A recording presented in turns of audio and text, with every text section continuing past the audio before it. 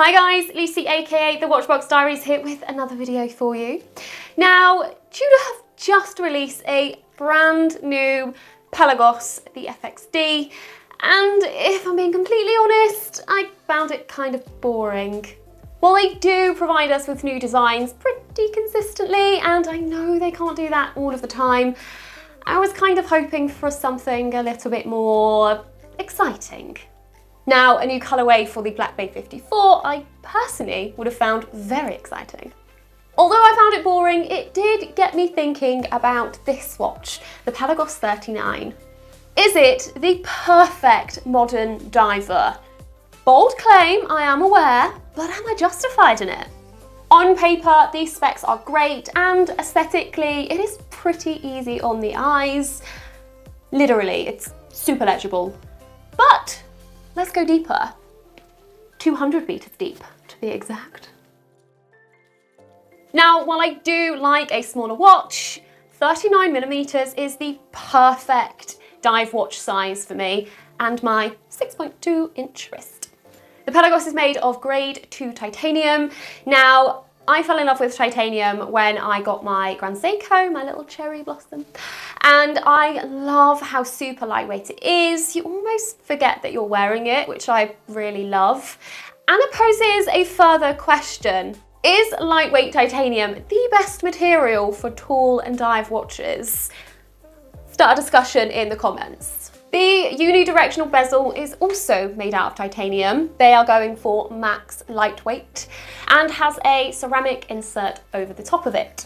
The case is titanium, the crown is titanium, the bezel is titanium. It may as well been quicker and easier for me to just tell you what isn't titanium. This uses the M2 5400 automatic in-house movement and comes with 70 hours of power reserve. For me, in a tall watch, I don't really care too much about the aesthetics of a movement. If we're talking dress watch, then it's a different story. But in a tall watch, I just want something that is rugged and reliable and has good power reserve, so this pretty much nails it. Now I'm going to start with gripes because I want to end on a high with this watch. First off, it's too wordy. You guys know how I feel about having too much text on the dial. Let the watch do the talking and the booklet can house the specs. A fold-over clasp, personally, just isn't my favourite. I do much prefer a push-button clasp or even just a pull friction fit.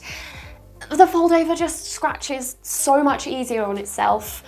Speaking of scratching, I didn't personally experience it, but I have heard it from a couple of other people.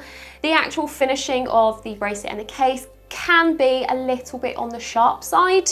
Again, I didn't get that, but you guys might.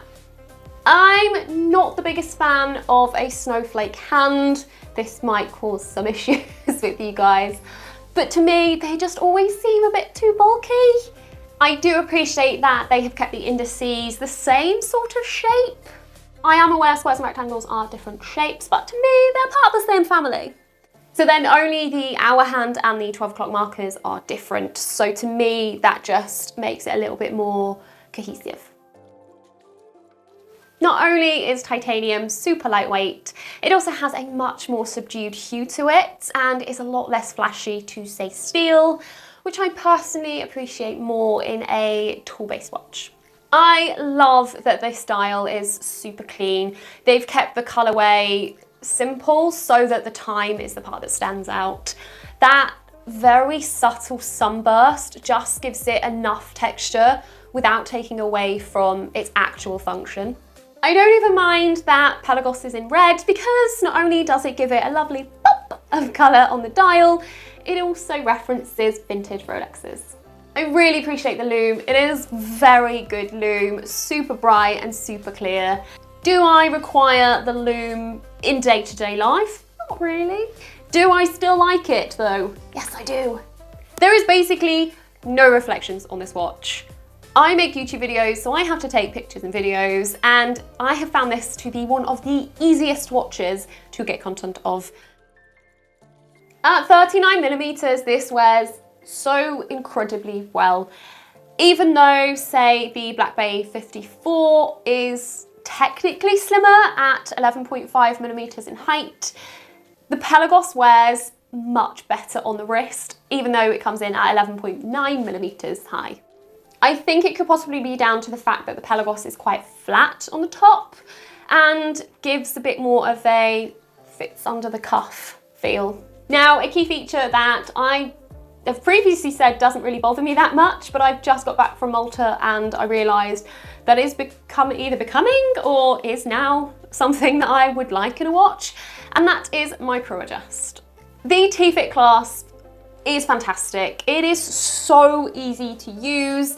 The adjustment range is massive. So if your wrists do fluctuate quite a lot, you're going to appreciate it without having to faff around with links. Also, if you're going to use this watch for its intended purpose, diving, then the diving extension is also incredibly easy to use. So this watch comes on the bracelet, but they also provide a rubber strap when you're purchasing it. So instead of what a lot of other brands do and make you choose between the bracelet and the strap, they just give you both. Now, back to my original question, is this the best modern diver? I think there's a pretty strong argument for it. Potentially an unpopular opinion, I personally prefer this watch to the Black Bay 54. There is no gilt on the Pelagos. So while the Black Bay 54/58 range is inspired by vintage pieces, and the Pelagos, other than the red wording, is a modern watch, the gilt dial and white bezel just kind of weird me out. While the specifications of the 54 are fantastic, it's not for me yet. If it was a choice between the two, 100% picking the Pelagos. I'm still toying with the idea of whether to get one or not because I've really enjoyed reviewing this piece. That's it. That concludes my Pelagos 39 review. Now it's over to you guys. Is it a strong contender for best modern dive watch, or are there better options out there? Let me know your thoughts, your suggestions in the comments section below.